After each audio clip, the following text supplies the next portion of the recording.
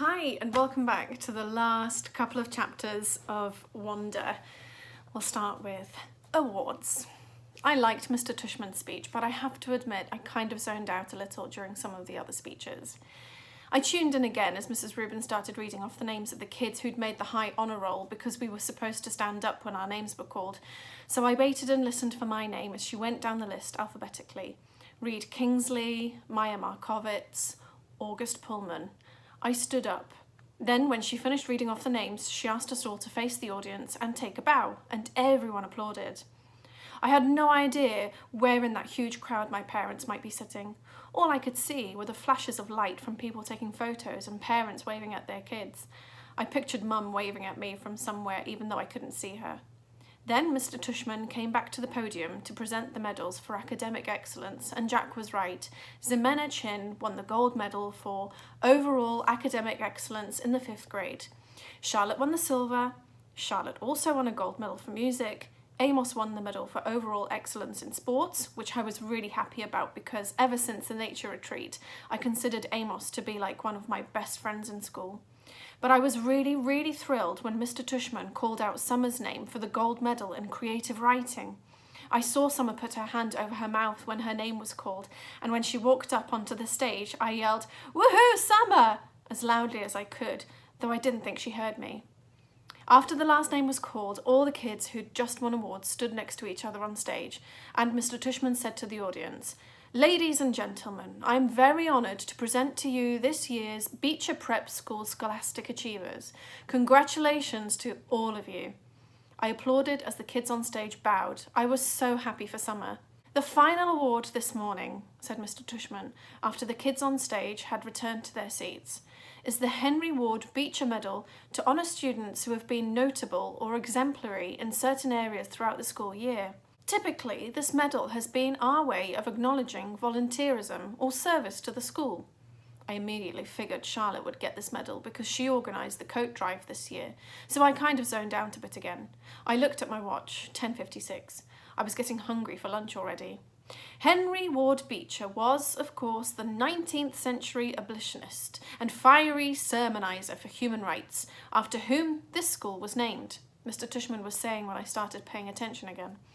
While reading up on his life in preparation for this award, I came upon a passage that he wrote that seemed particularly consistent with the themes I touched on earlier, themes I've been ruminating upon all year long.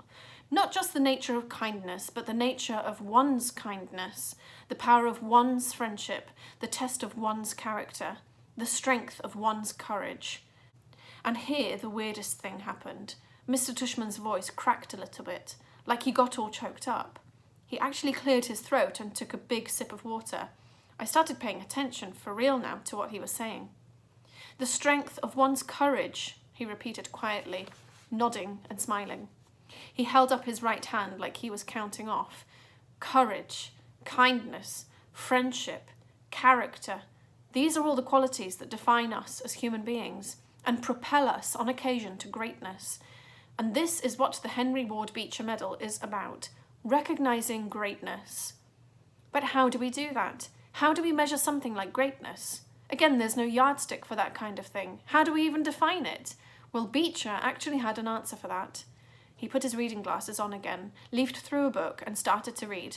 "Greatness," wrote Beecher, "lies not in being strong, but in the right using of strength.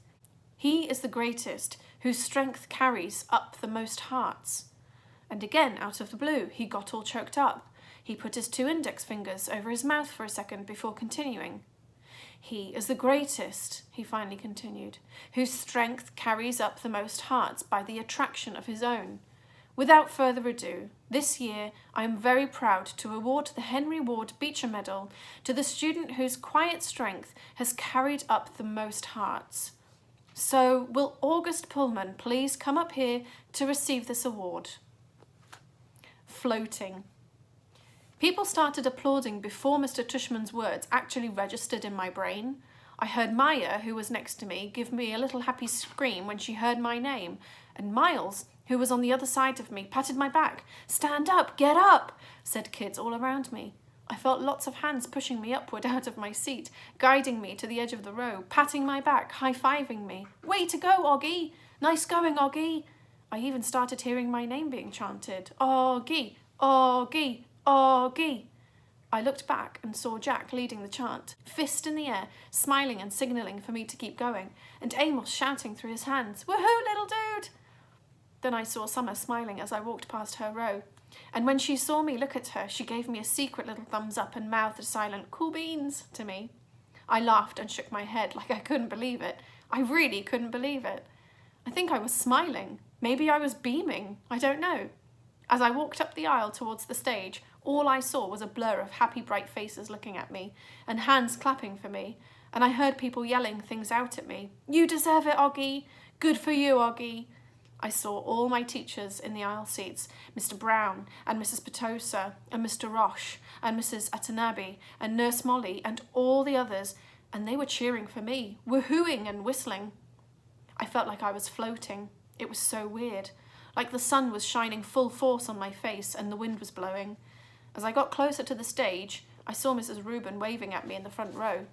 And then, next to her, was Mrs. G, who was crying hysterically, a happy crying, smiling and clapping the whole time. And as I walked up the steps to the stage, the most amazing thing happened. Everyone started standing up. Not just the front rows, but the whole audience suddenly got up to their feet, whooping, hollering, clapping like crazy. It was a standing ovation for me. I walked across the stage to Mr. Tushman, who shook my hand with both his hands and whispered in my ear, "Well done, Augie." Then he placed the gold medal over my head, just like they do in the Olympics, and had me turn to face the audience. It felt like I was watching myself in a movie almost, like I was someone else. It was like that last scene in Star Wars Episode 4, A New Hope, when Luke Skywalker, Han Solo, and Chewbacca are being applauded for destroying the Death Star. I could almost hear the Star Wars theme music playing in my head as I stood on the stage. I wasn't even sure why I was getting this medal, really. No, that's not true. I knew why. It's like people you see sometimes and you can't imagine what it would be like to be that person, whether it's somebody in a wheelchair or somebody who can't talk. Only I know that I'm that person to other people, maybe to every single person in that whole auditorium. To me, though, I'm just me, an ordinary kid. But hey, if they want to give me a medal for being me, that's okay, I'll take it. I didn't destroy a Death Star or anything like that, but I did just get through the 5th grade. And that's not easy, even if you're not me. Pictures. Afterwards, there was a reception for the 5th and 6th graders under a huge white tent in the back of the school. All the kids found their parents, and I didn't mind at all when Mum and Dad hugged me like crazy, or when Via wrapped her arms around me and swung me left and right about 20 times. Then Papa and Tata hugged me, and Aunt Kate and Uncle Po and Uncle Ben, everyone kind of teary-eyed and wet-cheeked. But Miranda was the funniest. She was crying more than anyone and squeezed me so tight that Via had to practically pry her off me, which made both of them laugh. Everyone started taking pictures of me and pulling out their flips, and then Dad got me, Summer and Jack together for a group photo shoot. We put our arms around each other's shoulders, and for the first time that I can remember, I wasn't even thinking about my face. I was just smiling, a big, fat, happy smile for all the different cameras clicking away at me. Flash, flash, click, click, smiling away as Jack's parents and Summer's mum started clicking. Then Reed and Maya came over. Flash, flash, click, click. And then Charlotte came over and asked if she could take a picture with us, and we were like, sure, of course. And then Charlotte's parents were snapping away at our little group along with everyone else's parents. And the next thing I knew, the 2 Maxes had come over, and Henry and Miles and Savannah, and then Amos came over and Ximena, and we were all in this big tight huddle as parents clicked away, like we were on a red carpet somewhere. Luca, Isaiah, Pablo, Tristan, Ellie, I lost track of who else came over. Everybody, practically. All I knew for sure is that we were all laughing and squeezing in tight against each other, and no one seemed to care if it was my face that was next to theirs or not. In fact, and I don't mean to brag here, but it kind of felt like everyone wanted to get close to me. The walk home. We walked to our house for cake and ice cream after the reception. Jack and his parents and his little brother Jamie, Summer and her mother, Uncle Po and Aunt Kate, Uncle Ben, Tata and Papa, Justin and Via and Miranda, Mum and Dad. It was one of those great June days when the sky is completely blue and the sun is shining, but it isn't too hot so that you wish you were on a beach instead. It was just the perfect day.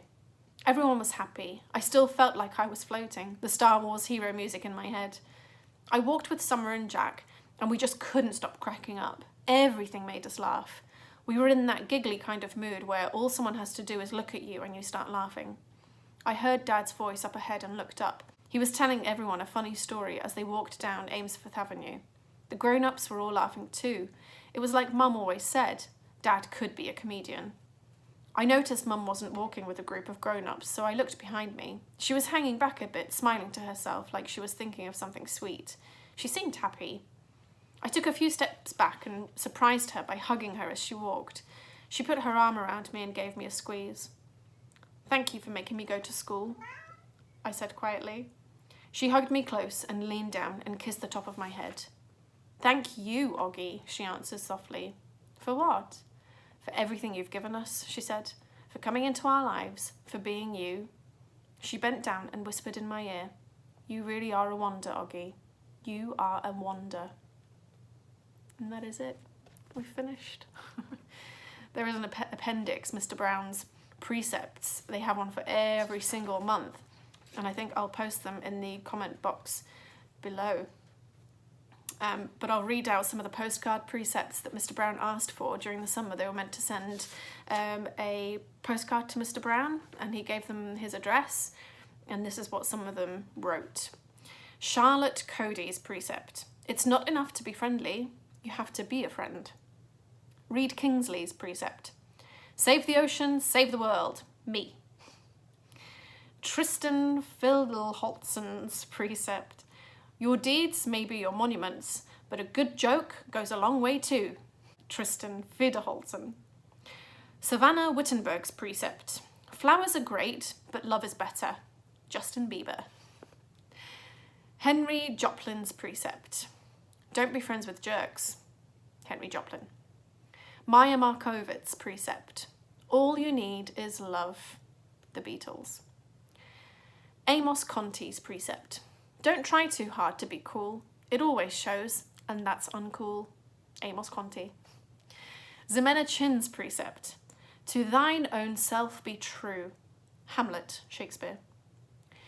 Julian Olban's precept: "Sometimes it's good to start over." Julian Olban's. Summer Dawson's precept: "If you can get through middle school without hurting anyone's feelings, that's really cool beans." Summer Dawson. Jack Will's precept: "Keep calm and carry on." Some saying from World War II. August Pullman's precept: "Everyone in the world should get a standing ovation at least once in their life, because we all overcometh the world." Oggy. And that's it. That is it. Tomorrow, I am starting to read our new book. So come along tomorrow and find out what it is. Hope you're having a great day. Bye.